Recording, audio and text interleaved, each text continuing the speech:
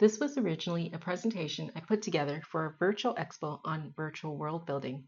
However, I took the concept of world building literally to apply to our real physical 3D world. This is the second of three short presentations I prepared. This one explores the foundations to an inspirational economy. To be honest, when someone asks me what I do and what kind of service or product I offer, I have difficulty answering. While I do have artwork and merchandise to sell, and I do write and create educational content, a flourishing commons is less of a business than it is a vision. It is a vision for a better world. It is the holding space for collective healing and for a new reality when humanity can remember our common beauty and flourish together. This presentation was inspired by my goal to make this vision sustainable within and beyond our current social systems, particularly related to work and finances. So I'm wondering if anyone has heard of the term the inspirational economy. Probably not, since I made the term up for this presentation. However, you'd likely have come across the term the inspirational industry. I was originally going to call this presentation Foundations to an Inspirational Industry, but eventually I deciphered that they are two very different concepts. I'll talk more about the inspirational industry later, but for starters, one difference is that the inspirational economy is not dependent on any discipline or output. For example, making art, writing, coaching, or teaching can be inspiring, but in an inspirational economy, you don't have to be an artist, writer, coach, or teacher. We don't actually have an inspirational economy, from my perspective, in our real life, so it is a vision for a paradigm shift to see human value differently. In this economy, we prioritize inspiring ourselves or others over established social economic norms and belief systems. On the other hand, the inspirational industry, according to Google, is described as businesses that focus on motivation, personal development, and uplifting individuals and businesses. This can include motivational speakers, self-help authors, coaches, and people who make inspirational content. The big difference between being part of an inspirational industry and being part of an inspirational economy is that without a paradigm shift, anyone who makes a living on being inspirational will still need to fit into a mainstream economic system. Here, I'm going to talk about work as it relates to the mainstream economic system. The foundation of a mainstream work economy is based off of competition, direct compensation, and meritocracy. The first characteristic, competition, means potential employees competing with each other to get hired for a job, or businesses competing with other businesses to attract clients or customers. The social implication of competition is a class-based society based on a scarcity mindset that devalues workforce energy for cheaper labor, devalues natural resources for cheaper products, and the temptation to follow trends instead of innovation. The second characteristic, direct compensation, means getting paid for the work we do based on hourly wages, annual salaries, or a flat rate that we agree on for a particular service.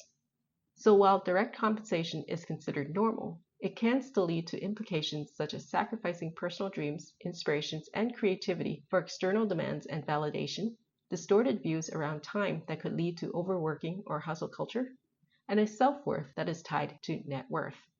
The last characteristic, meritocracy, means seeing success as a result of being better than others in a group, whether that is having better skills, being more intelligent, having worked harder, or being better at networking.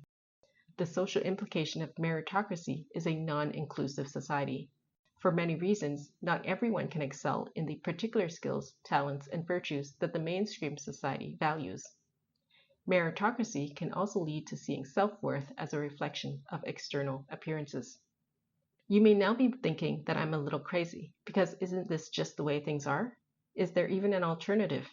To be clear, I'm not talking about capitalism or socialism or other kinds of political economies. I'm talking about deep collective beliefs around the purpose of life and work, such as survival of the fittest, working to make a living, and time is money. To spell it out, the mainstream economic foundation results in a society that is unsustainable, unjust, inauthentic, unempathetic, and lacking in integrity. So do we want to maintain this kind of society?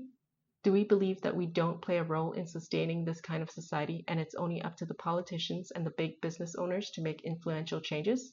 No, if we want things to change, then we need to reimagine a new work economy.